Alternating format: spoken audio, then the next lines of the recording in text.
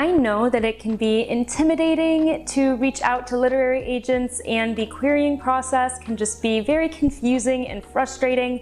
So today, I want to debunk some common misconceptions that I'm seeing about literary agents. Ultimately, I want you to feel more comfortable going into the process and seeking representation, because I know it can be a strange and uncomfortable experience. So the information today is really coming from my experience working at a top-tier literary agency in New York City, where I worked for pretty high-profile agents that represent a number of New York Times best-selling authors. So you can rest assured that I am bringing you the real deal information here. And even though it feels like there's this weird power dynamic between agents and authors, the truth is that agents really need queries, and they are excited to receive your submissions because working with authors is the core of their job. So just know that even though in the querying process you can feel this weird tension and power dynamic, it really is a mutual collaboration. And once you find your literary agent, it should feel like that partnership going forward. So I hope you're able to hold on to that and keep that in mind as you go through the trenches. If you are not really sure where to start with finding a literary agent, I recommend checking out my video on how to get a literary agent,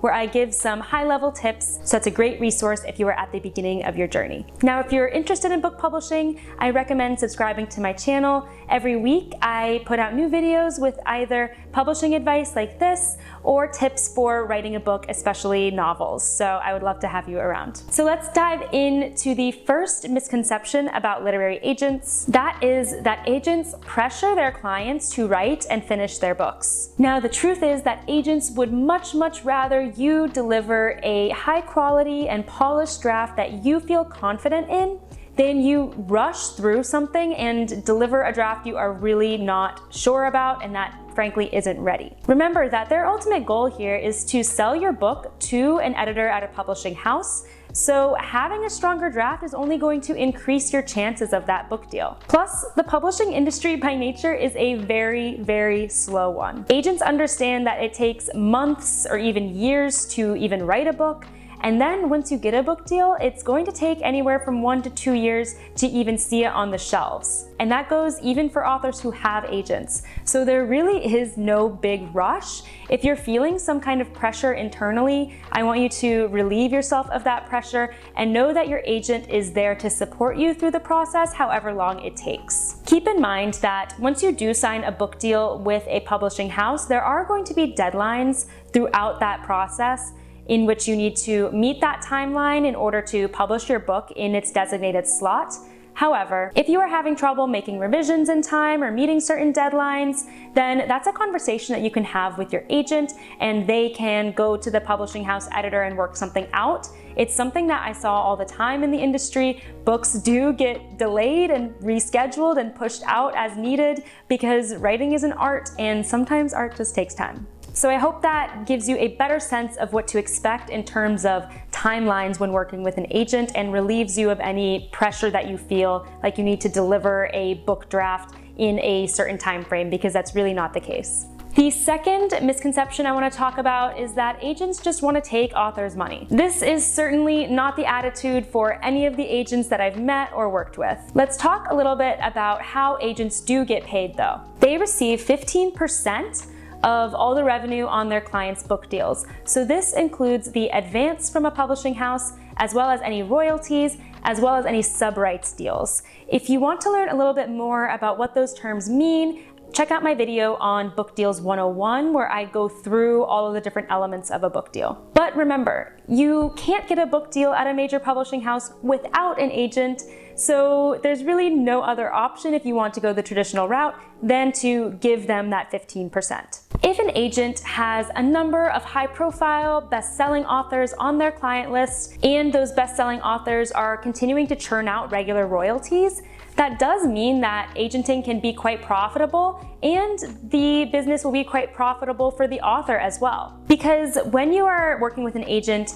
Their success is your success and vice versa. It goes hand in hand, so always keep that in mind. There's no situation in which they are swindling money out of you that is owed to you because you've agreed from the very beginning to give them that 15%, and that's all they're going to take. Now, if an agent is asking you to pay them anything else, especially anything up front before you've even worked with them or signed a book deal, then that is most likely a scam, so stay away. The industry standard is that it costs nothing for you to sign with the agent. However, if they sell your book, they're going to take 15% commission. I hope that provides some clarity on the monetary aspect of your agent relationship. The third misconception that I want to talk through is that agents only work with established authors.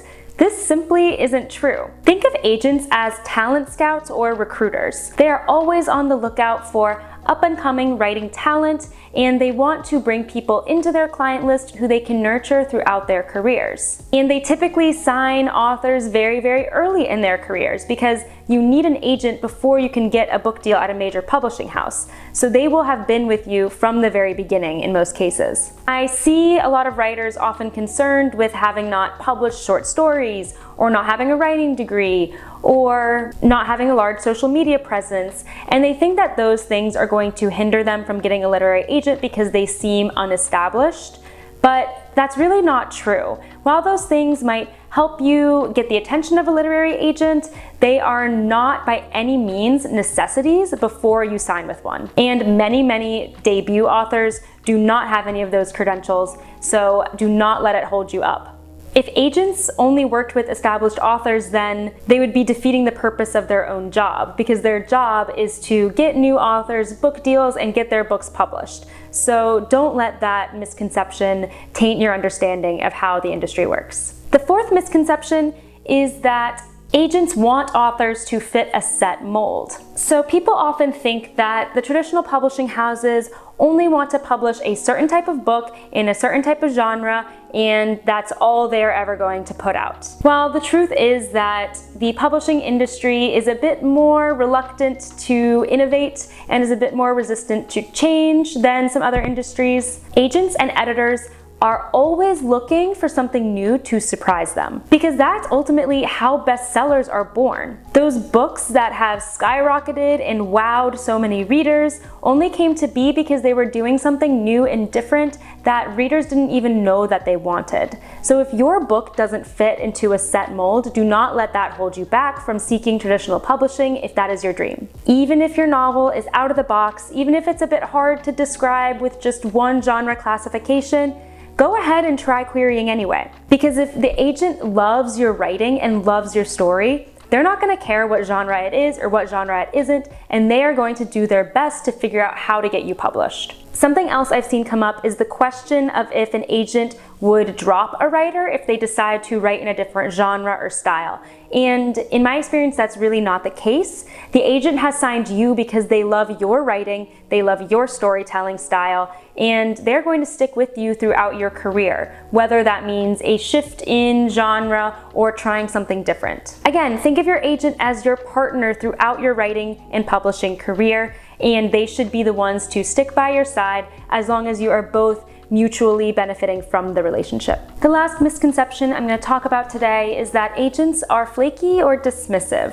Now, I totally know how disheartening it can feel to send out a dozen or even several dozen queries and then just get crickets, silence, hear nothing from literary agents, or maybe you receive a form rejection or two with no constructive criticism or personalization. That can all put a bad taste in your mouth. You know, you've put so much effort into your book, you've put so much effort into your query letter, and it just seems like no one cares. However, know that it is not the case that agents don't care about your query letter, even if they reject it and even if they don't respond. I know that's hard to believe, but it's the truth. I can tell you firsthand from working at a super busy, high-profile literary agency that agents are simply trying to balance their workloads between managing the client list that they have, editing those books, getting those books out to editors and seeing them through to publication, as well as trying to connect with new writers to add to their list and review queries. They often get